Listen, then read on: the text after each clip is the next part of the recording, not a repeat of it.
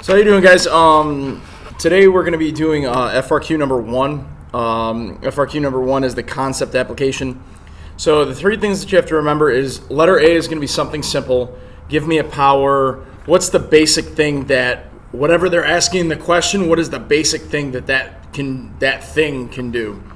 So like, for example, the one that I have up right here, the Constitution of the United States creates a government of separate institutions that share power rather than the government that delegates power exclusively to a single branch. Pretty much what they're saying is there's 3 branches, so that all the power doesn't get formed into one branch. 3 branches ensure this idea of separation of powers, checks and balances. You're seeing that now with this coronavirus. All right, AP government is being applied right now. Mandates.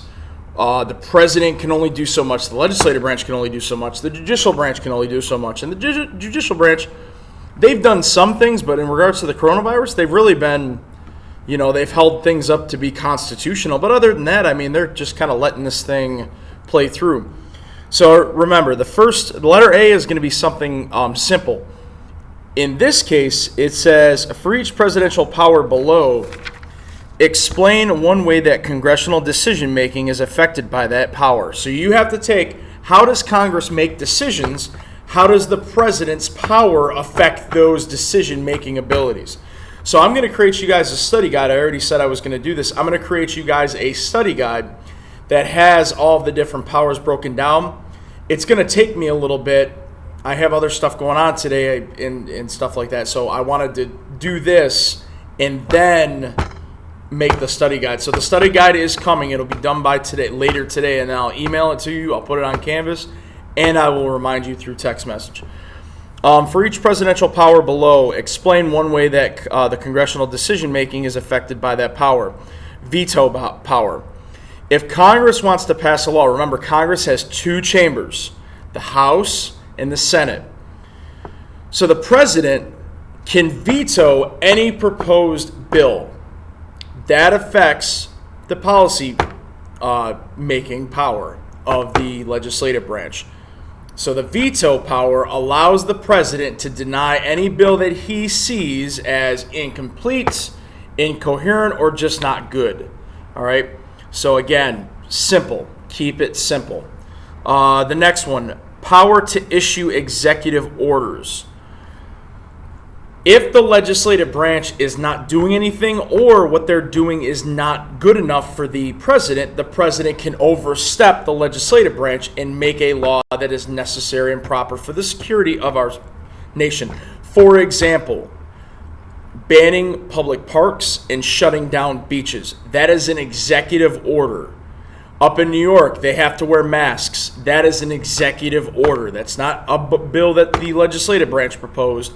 That is something that the executive branch came down and said, here's what I'm proposing. It's an executive order, meaning I overstepped the legislative branch to get kind of what I want. So that's the second part. The third part, power as commander-in-chief. Congress can declare war and Congress can appropriate funds to the military, but the president determines what is done with those things. He is the leader of the military. As crazy as that is, as you may think that is, the president has the power to command the military, which kind of overthrows the idea of Congress being able to declare war. Then the president has to use that declaration of war and determine how this war is going to be fought. That is not the legislative branch's job. Their job only is to declare war. Then it is the job of the president to kind of appropriate out what is necessary and kind of be the leader of the troops per se. So that's letter A. Again, some of you guys may say, well, Havner, you're the teacher. You know this. You should know this. Again, it's just based on what I've known. I don't have anything in front of me. I'm going based off what's on the top of my head, okay? So again, use the study guide that I'm going to provide for you.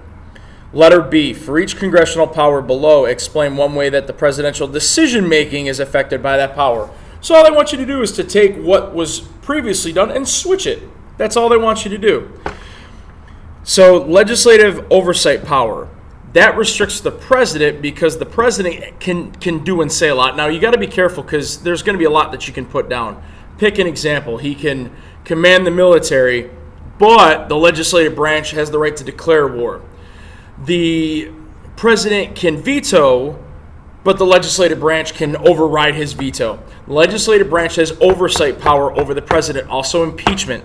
Impeachment is probably the number one thing that you guys can use. Okay? Impeachment, because remember, the House has to propose amendment.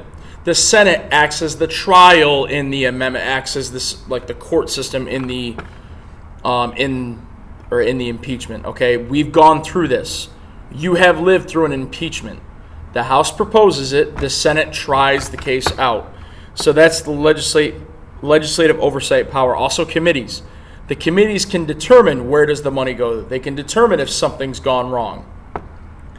Senate advice and consent power. Now, this is a tricky one. This one you're going to have to either remember or you might even have to look it up. If you only look up a few things, like a few terms throughout this, then you'll be able to do it, okay? As I said, I'm at 6 minutes, and I've already answered Part A, and I'm already into the second part of Part B.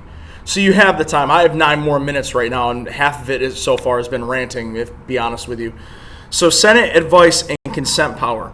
What that is the Senate can advise, pretty much just use your common knowledge. They can advise the president on what to and what not to do. Okay, advice and consent. They're allowed to have a say in some of the decision-making policies that the president has. That's why you see him hanging out with a lot of his favorable cabinet members and his legislative branch cohorts, because the legislative branch does have a lot of influence on presidential policy. And the last one, the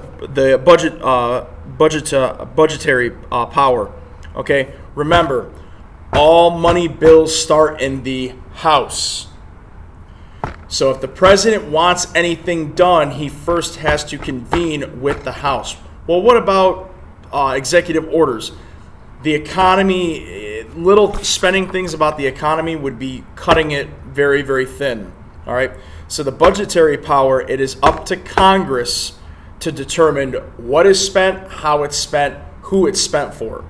The president can come in every once in a while and maybe veto certain parts of the bill, but ultimately it is the legislative branch that has the power of the budget, which would affect the president's lawmaking abilities or decision makings in this case. It's that simple, guys. I can't stress to you guys should be practicing every day. You guys should be doing these every day. I know some of you guys are like, school is over. School is not over in this case. You have a test next week. It's that simple. And as I said, it's 8 minutes, and 4 minutes of it was me talking about the test. You can do this. All right, that's FRQ number 1. All right, I'll be doing some more of these as the week goes on, but I'll be doing the study guide later today. And I'll also be doing FRQ number 4. I don't know what day it's going to be, but obviously I'll let you know on Canvas, I'll let you know on email, and I will text you. Okay? See you guys later.